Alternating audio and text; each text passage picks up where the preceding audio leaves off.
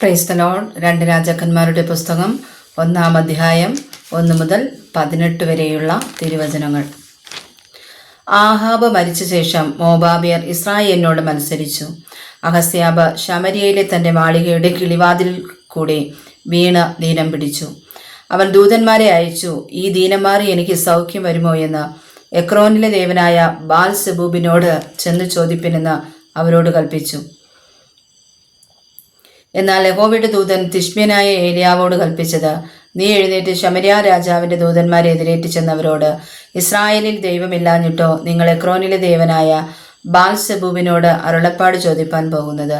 ഇത് നിമിത്തം നീ കയറിയിരിക്കുന്ന കട്ടിലിൽ നിന്ന് ഇറങ്ങാതെ നിശ്ചയമായി മരിക്കുമെന്ന് യഹോവ അരുളി ചെയ്യുന്നു എന്ന് പറക. അങ്ങനെ ഏലിയാവ് പോയി. ദൂതന്മാർ മടങ്ങി വന്നാറേ അവൻ അവരോട്, നിങ്ങൾ മടങ്ങി വന്നത് എന്ത് എന്ന് ചോദിച്ചു. അവർ അവനോട് പറഞ്ഞത്, ഒരാൾ ഞങ്ങൾ എതിരേറ്റ് വന്ന് ഞങ്ങളോട്, നിങ്ങളെ അയച്ചിരിക്കുന്ന രാജാവിൻ്റെ അടുക്കൽ മടങ്ങിച്ചെന്ന്, ഇസ്രായേലിൽ ദൈവമില്ലാഞ്ഞിട്ടോ നീ എക്രോനിലെ ദേവനായ ബാൽ സെബൂബിനോട് അരുളപ്പാട് ചോദിപ്പാൻ അയക്കുന്നത്? ഇത് നിമിത്തം നീ കയറിയിരിക്കുന്ന കട്ടിലിൽ നിന്ന് ഇറങ്ങാതെ നിശ്ചയമായി മരിക്കുമെന്ന് യഹോവ അരുളി ചെയ്യുന്നുവെന്ന് അവനോട് പറവിൻ എന്ന് പറഞ്ഞു. അവൻ അവരോട്, നിങ്ങളെ എതിരേറ്റ് വന്ന് ഈ വാക്ക് നിങ്ങളോട് പറഞ്ഞ ആളുടെ വേഷം എന്താ എന്ന് ചോദിച്ചു. അവൻ രോമവസ്ത്രം ധരിച്ച് അരയ്ക്ക് തോൽവാറു കെട്ടിയ ആളായിരുന്നു എന്ന് അവർ അവനോട് പറഞ്ഞു. അവൻ തിശ്ബ്യനായ ഏലിയാവ് തന്നെ എന്ന് അവൻ പറഞ്ഞു. പിന്നെ രാജാവ് 50 പേർക്ക് അധിപതിയായ ഒരുവനെയും അവൻ്റെ 50 ആളെയും അവൻ്റെ അടുക്കൽ അയച്ചു. അവൻ അവൻ്റെ അടുക്കൽ ചെന്നു. അവനൊരു മലമുകളിൽ ഇരിക്കുകയായിരുന്നു. അവൻ അവനോട്, ദൈവപുരുഷ, ഇറങ്ങി വരുവാൻ രാജാവ് കൽപ്പിക്കുന്നു എന്ന് പറഞ്ഞു. ഏലിയാവ് 50 പേർക്ക് അധിപതിയായവനോട്, ഞാൻ ദൈവപുരുഷനെങ്കിൽ ആകാശത്തു നിന്ന് തീയിറങ്ങി നിന്നെയും നിന്റെ 50 ആളെയും ദഹിപ്പിക്കട്ടെ എന്ന് പറഞ്ഞു. ഉടനെ ആകാശത്തു നിന്ന് തീയിറങ്ങി അവനെയും അവൻ്റെ 50 ആളെയും ദഹിപ്പിച്ചു കളഞ്ഞു. അവൻ 50 പേർക്ക് അധിപതിയായ മറ്റൊരുത്തിനെയും അവൻ്റെ 50 ആളെയും അവൻ്റെ അടുക്കൽ അയച്ചു.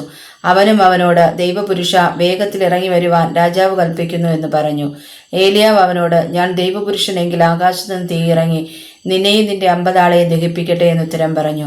ഉടനെ ദൈവത്തിൻ്റെ തീ ആകാശത്തു നിന്ന് ഇറങ്ങി അവനെയും അവൻ്റെ 50 ആളെയും ദഹിപ്പിച്ചു കളഞ്ഞു. മൂന്നാമതും അവൻ 50 പേർക്ക് അധിപതിയായ ഒരുത്തനെയും അവൻ്റെ 50 ആളെയും അയച്ചു. ഈ മൂന്നാമത്തെ 50 പേർക്ക് അധിപതിയായവൻ ചെന്ന് ഏലിയാവിൻ്റെ മുമ്പിൽ മുട്ടുകുത്തി അവനോട്, ദൈവപുരുഷനായുള്ളവേ, എൻ്റെ പ്രാണനെയും നിന്റെ ദാസന്മാരായ ഈ 50 ആളുകളെ പ്രാണനെയും ആദരിക്കണമേ. ആകാശത്തു നിന്ന് തീ ഇറങ്ങി 50 പേർക്ക് അധിപതിമാരായ മുമ്പിലത്തെ 2 പേരെയും അവരുടെ 50 ആളെയും ദഹിപ്പിച്ചു കളഞ്ഞുവല്ലോ. എന്നാൽ എൻ്റെ പ്രാണനെ ആദരിക്കണമേ എന്നപേക്ഷിച്ചു. അപ്പോൾ യഹോവയുടെ ദൂതൻ ഏലിയാവോട്, ഇവനോട് കൂടെ പോക, അവനെ ഭയപ്പെടേണ്ട എന്ന് പറഞ്ഞു.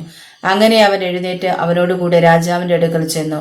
അവനോട്, യഹോവ ഇപ്രകാരം അരുളി ചെയ്യുന്നു, അരുളപ്പാട് ചോദിപ്പാൻ ഇസ്രായേലിൽ ദൈവമില്ലാഞ്ഞിട്ടോ നീ എക്രോനിലെ ദേവനായ ബാൽ സെബൂബിനോട് അരുളപ്പാട് ചോദിപ്പാൻ ദൂതന്മാരെ അയച്ചത്?